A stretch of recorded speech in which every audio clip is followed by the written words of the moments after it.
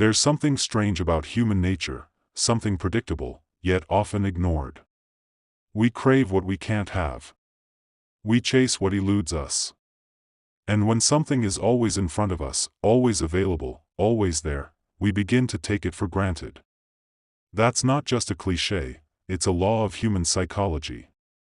The more familiar something becomes, the less we value it. Scarcity creates worth.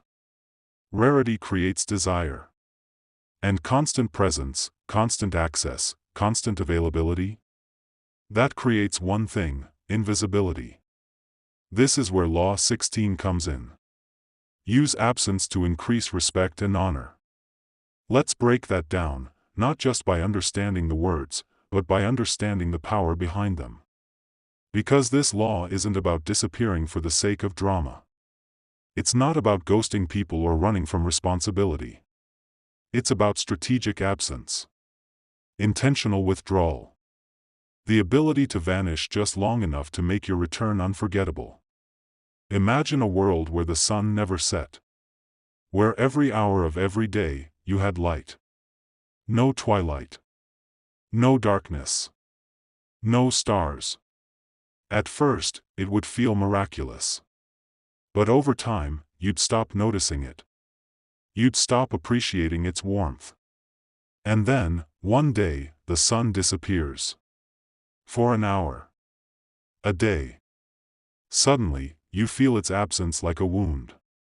And when it returns, it feels divine again. This is the principle behind Law 16. Look around you, at people, products, even ideas. The ones that maintain mystique, the ones that retain their power, are rarely the ones who are always available. It's the ones who know how to control their presence. Let's start with something timeless: royalty. Kings and queens don't mingle casually. They don't show up at every gathering, every event, every celebration. Their presence is reserved. Measured. Rare. And because it's rare, it's precious. Think about the Queen of England. She didn't have to be in the headlines every day. Her mere presence at an event would elevate it. Why? Because she wasn't always there. She was deliberate. And that distance created power. Now, think about the opposite. Think about a celebrity who's overexposed. Always online. Always posting. Always talking. At first, it's engaging. It feels intimate. But over time, you grow tired of them. You stop caring. They lose their sparkle. Not because they changed, but because they never left.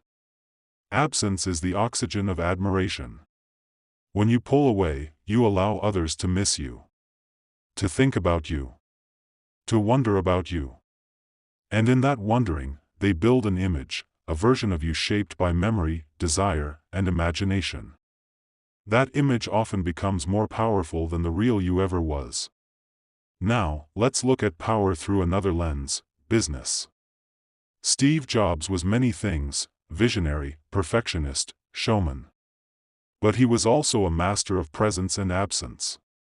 He didn't attend every Apple event. He didn't flood the press. But when he did show up, when he walked on stage in that black turtleneck, you knew something big was coming. His presence meant something. It wasn't just another keynote, it was a moment. He used absence as a weapon. Not just to build anticipation, but to shape the perception of his value. Because when you're not always available, people begin to wonder, what's he working on? What's coming next? And that wondering becomes hunger. And that hunger becomes power. Let's move from tech to art. Think about Banksy. An anonymous street artist whose work fetches millions. Why? Partly because of absence. No selfies. No interviews. No red carpet. Just sudden, striking appearances.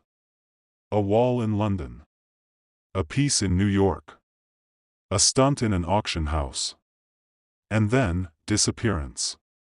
That gap between presence and absence fuels myth.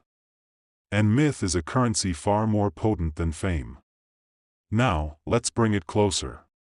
Think about your own life. Your friendships. Your relationships. Your professional presence. Have you ever noticed how someone becomes more attractive the moment they become a little less available? When they stop texting back instantly? When they leave you wondering? When they're not always around, but when they do appear, they bring energy, clarity, presence? That's the power of absence. But let's not mistake this for manipulation. This isn't about playing games or withdrawing affection. This is about value management.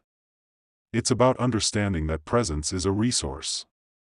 And like any resource, if overused, it loses potency. Let me tell you a story. Centuries ago, in ancient China, there was a wise minister named Li Si who served under the first emperor of a unified China. Li Si observed that the emperor was surrounded by courtiers, all vying for attention. They flattered him constantly, showered him with words, never leaving his side. But Li Si did the opposite. He appeared rarely, spoke little, never overstayed his welcome. And when he spoke, the emperor listened. Why? Because Li Si had made himself scarce. And in that scarcity, he became essential. His voice carried weight because it wasn't drowned in noise. Eventually, he rose to become the most powerful minister in the empire. Not because he spoke the most, but because he understood the value of silence, the strength of space, the power of absence. There's a lesson there for all of us. In a world obsessed with attention, where everyone is broadcasting their every thought, every meal, every moment, the one who withholds, the one who controls access, becomes mysterious. And mystery? Mystery is magnetic. We are drawn to what we don't fully understand. To what we can't fully grasp. The rare, the elusive, the distant, these things call to us. And when you become that, when you learn to withdraw at the right moment, you create longing. Absence also creates clarity. When you're always around, people stop noticing you. They stop seeing what you offer. But when you step away, suddenly, your value becomes clearer. Your presence becomes more appreciated. Think about the artist who takes a break from music. The fans grow restless. They speculate. They yearn. And then, when the album finally drops, it's an event. Not because the music is better, but because the absence made space for longing. Absence makes people reflect. And reflection is where respect lives. When you're gone, people remember your strengths.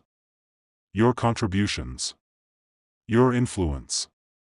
They start to see what you brought to the table. And that recognition turns into honor. But let me warn you, there's an art to absence. Because timing matters. If you disappear too early, before your value is established, people forget you. If you vanish without strategy, you risk irrelevance. This law doesn't work in a vacuum, it requires presence first. You must be seen before you can be missed. You don't withdraw as a nobody. You withdraw as someone whose presence meant something. Absence should follow impact. Make a mark, then retreat. Leave an impression, then create distance. Strike the chord, then let the echo do its work. And when you return, you don't just come back. You arrive. Now, absence isn't always physical. It can be emotional, psychological, intellectual. Maybe you pull back from arguments, from debates, from oversharing. Maybe you let silence speak for you. Maybe you don't answer every call, every message, every challenge. That quiet restraint? That composure? That's absence, too. And it commands respect. Because it shows control. In power, the ability to walk away is everything. To not need to respond. To not need to explain. To not need to be everywhere, all the time. That shows confidence. It shows dominance. It shows that your presence is not a given, it's a gift. So, how do you apply this in your life? Start by asking, where am I overexposed? Where am I always available, always present, always on? Then ask, where could absence create curiosity? Where could distance create value? Maybe it's in your career. Maybe it's in your relationships. Maybe it's in your content. Maybe it's in your leadership style. Find the areas where your constant presence has dulled your edge, and experiment with absence. Step back. Observe. Watch how people react. You'll notice something strange and powerful. They start coming to you. They start wondering what you're up to. They start remembering why you mattered in the first place. Because absence doesn't just create respect. It tests it. When you disappear, and they come looking, that's respect. When you return, and they welcome you, that's honor. But if you vanish, and no one notices, then maybe you hadn't made your presence meaningful enough to begin with. And that's a signal, a call to make your next appearance count. There's a rhythm to power. A push and pull. A presence and absence. Like the tide. Like breath. Like music. Too much presence is noise. Too much absence is silence. The secret is in the balance. And here's the final truth. In a world that never stops talking, silence becomes loud. In a world that never stops moving, stillness becomes powerful. In a world where everyone is trying to be seen, the one who chooses not to be, stands out the most. So don't be afraid to walk away. Don't be afraid to pull back. Don't be afraid to disappear, strategically, purposefully, with intent. Because when you return, they won't just see you. They'll feel you. And that, right there, is the power of absence.